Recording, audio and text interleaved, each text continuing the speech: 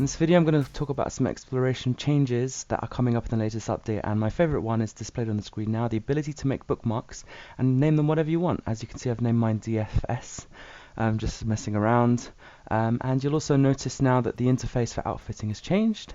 As you can see, the frameshift drives are in their own category and they've got a little bit more information. It looks a bit more sleek, so yeah, it's quite useful. Also, you'll notice that the missions have changed, and the reason I've included this, even though we're explorers, I think explorers like immersion in general. So all the changes that reflect immersion changes, I'm going to include. So yeah, you get a lot more backstory, you get actual faces for the missions. So when you're exploring all the stations in the bubble, you get to really feel more connected and more immersed in it. It really feels more alive, and it makes it much more of a pleasure to explore.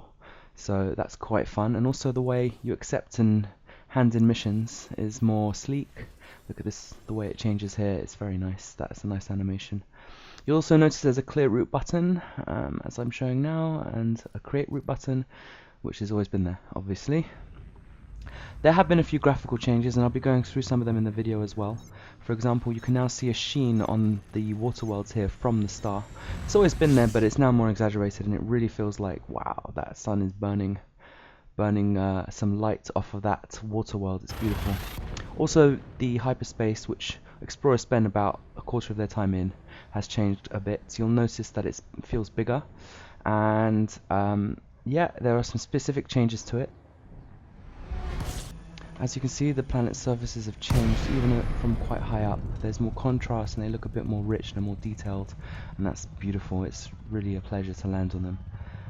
So yeah, explorers, you're going to have fun with that. I'm also approaching what's now an engineer base. Try not to spoil too much in this video, but this engineer base basically is very unique, and I think they are all unique. You may have seen some domes. This one doesn't have any domes, but it's got an amazing search tower and these incredible long pivoting landing pads that basically connects all the way to the ground, and this just adds more stuff to explore and see and look at, and that's always fun. So yeah, I've included that because they're just gorgeous. You've also got the Engineers workshop, which you probably heard a lot about already, but let me just go through a couple of things that might be fun for you. You've now got the ability to upgrade quite a few things. So once right now it's set to fish, but it's actually going to be probably a very hard item to find when it actually gets released, and you do that, and then you have access to the Engineers capabilities. For example, they can upgrade all these modules, this particular one, Felicity Farseer. And yeah, so I'm now going to show you what happens if you upgrade your engines, doing some dirty drive tuning. You generate, it costs one fish, but it's probably going to cost something really ridiculous to find, to do one roll. And when you do a roll, you get some random stats on these 5 things. It could be any 4 or 5 things. So in this case, it's optimal multiplier, which is the most important. And then you've got thermal load, power draw, integrity, and optimal mass that can all change. And obviously you want to be clever, and it's going to add some depth. You're actually going to have to get to know your ships a little better. So I got a fairly decent roll. I don't want to show you what the max out, but just look at the turning rates now on my ASP. Just look at it, and you can tell that's going to be a massive change to the game. It's really fun to pilot the ASP now, really fun. You get to roll around. In one boost I did a full 180, how's that? That's amazing. Yeah, I'm still going, I'm turned so fast that I haven't been able to actually adjust my direction. But I'm sure if you improve the engines even more, you can adjust the direction as well. It's really, really incredible. So I'm very satisfied with that change. Explorers are definitely going to benefit from this. It's going to help you with landing on high-G planets. It's going to make exploring planets easier and more fun. You can do it to any ship, so that's really, really going to help. Here's Erimus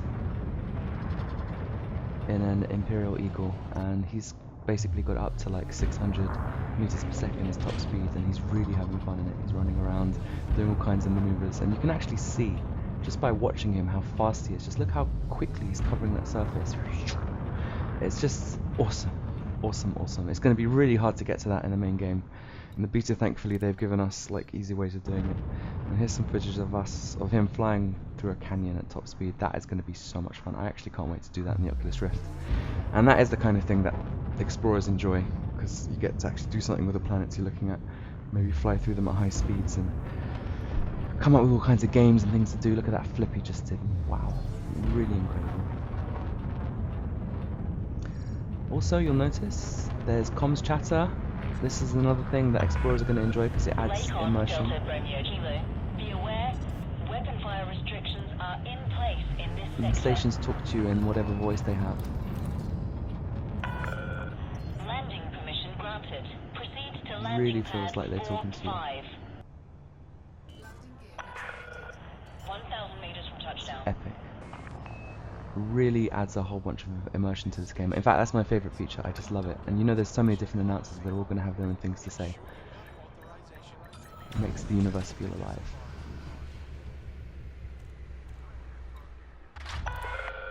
Landing complete. Engines disengaged. Enjoy your stay, Commander. So anyway, here's increasing the FSD range. I've got it basically to the maximum now. I've got the 5th tier, which unlocks as you progress through the tiers. You can go to higher tiers. So that's the maximum of the 5th tier, pretty much. And I got 42.2 light years, as you just saw, which really is the biggest change coming with 2.1 and 1.6, because now we're not just limited to exploration vessels to go out into deep space. We can pretty much take anything we want, and it's going to be a challenge to get ships up there, but now you can really feel more connected to your ships. And as I said, you're going to need to learn how your ships work a lot better, like how thermal loads and optimal mass and all these things play together to get an optimal build. So yeah, we're going to feel a lot more connected to our ships. I'm really excited about this. And yep, there's now dogfights on planet surfaces, and that's just beautiful. This isn't so exploration specific, but it's definitely beautiful, and yeah, it could provide some problems when we land on other planets. When we're searching the bubble, for example, exploring the bubble, we can get into fights, and when we're exploring nearby as well, you never know what could happen. And plus, this opens the doors to kinds of attacks that may be happening when the Tharbogoys come in, which some people are speculating is going to be in the next patch. If not this, as it becomes live, who knows? So yeah, we're going to need some weapons, that's for sure, very soon, even us explorers, and we're going to need to become a bit more proficient in combat to survive. As you can see, the surfaces have been greatly enhanced. There's now visible dirt, and you can kind of make out the contours and the bumps a bit better. It really does look dusty and muddy, just like these planets should. They're not just raw textures. Gorgeous, absolutely makes a huge difference. And yeah, kicks up a bit of dust as he lands, as always, but you can just see it's amazing. Another thing that you'll notice is they fixed that problem where SRVs and ships couldn't communicate with each other in local chat, but as you can see they can. There is currently a problem where he can't PM me. And you'll also notice the tire tracks. I've actually done some circles all around him and they seem to be fairly persistent. I haven't seen them taper off at all.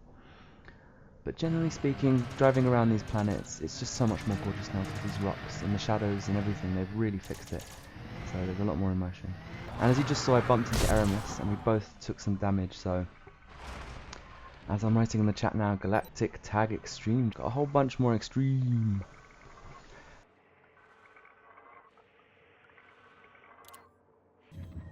Now there's a new feature where you can kind of see where you've landed on the planet relative to the base. I'm not actually sure, we weren't able to test out if it works over the entire planet, but it does definitely helps. And look, there's also something else we found, these mining sites. I don't know what they're all about, but they are pretty freaky. Possibly leading to we can leave some resource extractors in places and collect stuff over time. Who knows, that could be a new feature coming, at least that's the groundwork for it. Now we're going to take a look at the asteroid fields. As you can see, they look even better from space, not to mention up close.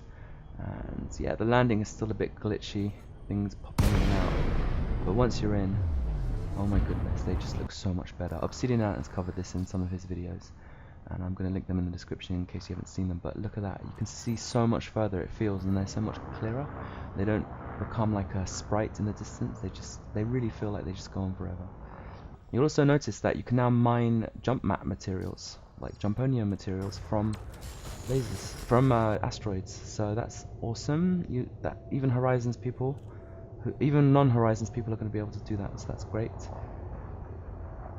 And just look how gorgeous everything is. Seriously, it's absolutely amazing. And the dogfights in the asteroids are fun. They just definitely seem a lot more busy now. They've definitely changed the NPC AI. Oh, that's not really helpful to explorers. But even from up here, look, you can see that the asteroid belt just generally looks a bit better. It's going to be so much more fun flying through them in deep space. The shadows are better on the asteroids, and you can see them rotating even far away. So it's just stunning. Now here's another feature. If you don't have an advanced discovery scanner and there happens to be a nav beacon, as you just saw, I had no system map data. But now I'm going to scan the nav beacon, and as you'll soon see, instead of being able to honk my ADS, I am going to be able to see the entire system map once I've successfully scanned the nav beacon. Voila! Amazing, no? So yeah, that covers a lot of the changes that I was able to find. There's like a list, a further list that is in the description. I'm just going to go through some of the more important points now. One of the most important things they've changed is they've reduced the fall-off point for deep space points of interest. So human debris doesn't get found so far out.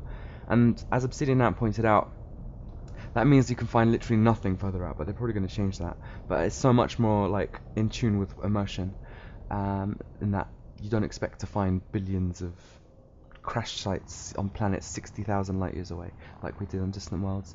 They've also fixed some problems like the if you do the Sidewinder recall thing, then you're not going to be able to keep your data. There's another new thing about special treasure locations, which can be awarded by completing missions. That sounds fun, perfect for explorers. Gives us something to do in the bubble. I don't know what that means yet. You can also transfer cargo to newly bought ships, so that helps if you're mining and you want to keep some of your stuff, but you also want to leave. You can there's added options to reduce the camera shake, which I did have halfway through this video, and that's the whole, G-forces thing. As you accelerate and decelerate, gets switched off, and you just get a solid fixed camera.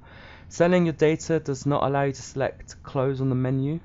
That was a problem, and that's been fixed. You can now hit close straight away. There's various galaxy map fixes, like the pop-ups were messed up a bit, and they remember which tabs you were on. There's performance fixes, black holes are easier to see, load times are better, the clear route button, which I've explained. There's distances to wakes are now visible, which is useful, especially when you're working with wings. Sometimes the scanner shows the moon being like basically a pixel and you can't even see it, so that's a bit bigger. The exploration page now goes up to 50 instead of 20, so you can sell better. The classified camera no longer resets the player's throttle, which is useful. AFMU can't be repaired unless you have another one, and they're both active. And the scanner zoom level is now preserved when leaving and entering FSD, which is great. The player's ship shields should recharge while the player's in the SRV. They fixed the photo camera not turning when the cockpit headlock is toggled on, which was annoying. Ships can no longer land on top of each other when recalled in close proximity, so that ruins that fun that we had in Distant Worlds.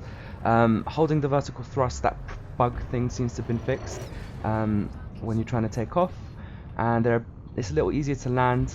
And there's also a note about adding support for dirtying the buggy wheels according to the planet's dust color, which sounds great.